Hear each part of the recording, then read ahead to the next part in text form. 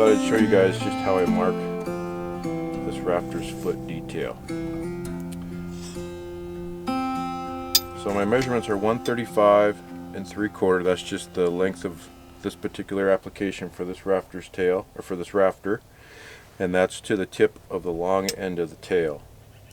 So I just have a framing square with some stair buttons on it, and I've got it set to equal numbers so I get a 45-degree angle. This is a 12-12 pitch, so it's a 45-degree angle, and I just rest my buttons on there. Make sure that I've already checked to see that the edge of my timber is straight. I line up to my mark. I have to take into account this little bit of wane right here, so I'm off the end of that just a little bit.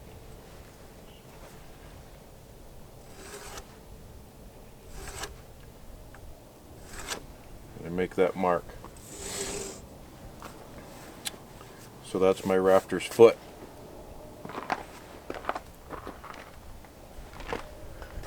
I'm going to take my other framing square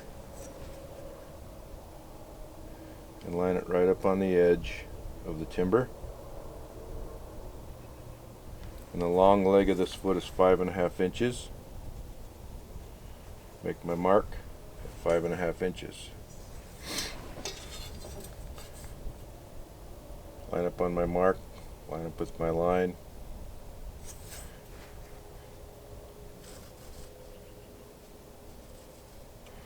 And I want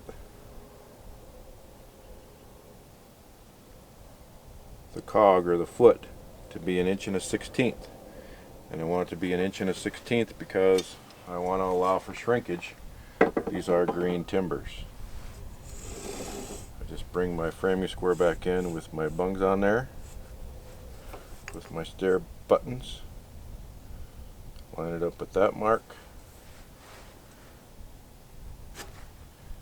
make that mark, make a dotted line so my circular saw has something to follow.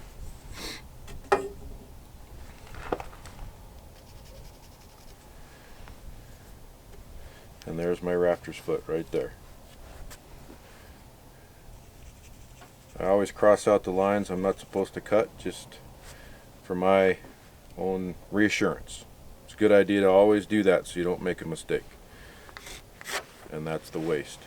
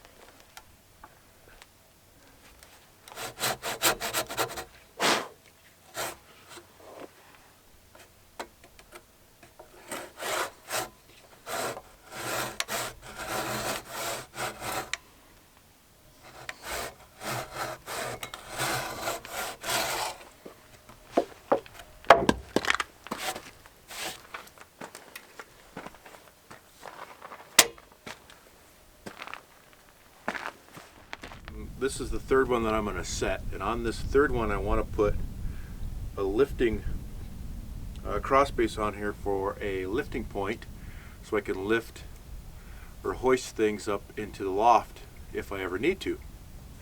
I kind of wanted to do the bolt just because I've got the big iron bolts on the half flaps and the trusses, and it'll kind of tie it together and it'll still look pretty cool. I know it's not a wood peg, but like I said in that other video before, I kind of like that big iron and wood mixture, so this is my chance to kind of incorporate a little bit of that into this timber frame.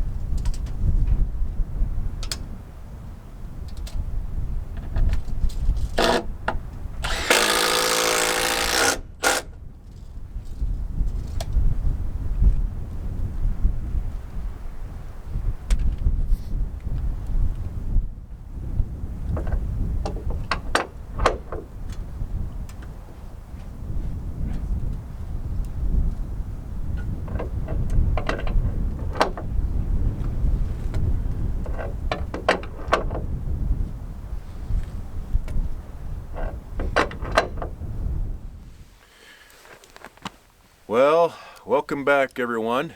Fast forward a few hours, we're out here at night doing a few things. The wind has finally calmed down today, so I can sit out here and talk to you guys a little bit without the wind howling. I didn't get a chance to get the drone up, apologize for that, but the wind was just insane today. Probably could have got it up early this morning, but I was kind of busy trying to just get everything ready to go and get those trusses set. Had a few things to do today, so I wanted to get that done. And they all went up pretty easily. But yeah, you got to see the challenges that you face when you're working on your own and you're trying to get those big beams high in the air. It's been pretty fun trying to figure out how to do that and coming up with ways to kind of get them up there. But sometimes there's no other way than just by your back, and that's unfortunate, but sometimes that's the only way to do it. So we got everything up, trusses went up without incident. Some of the operations may have been a little bit sketchy, but we got it done. That being said, there's only 4 left to go, and so I'm going to make a pretty hard push to try and get those done in the next week or so. The weather's going to stay pretty nice, and hopefully we can get those last 4 up there. I'm running out of room up there, so I'm not sure exactly how I'm going to do that. I'm probably going to have to finally get some scaffolding in here and figure out a way to get them up there, so we'll see. But 4 more to go. Timber framing will be done on this project, and who knows, maybe we'll be able to hammer a spruce bough on the top of this thing. So stay tuned for that. Should be a fun one. Until then, we'll see you guys next time.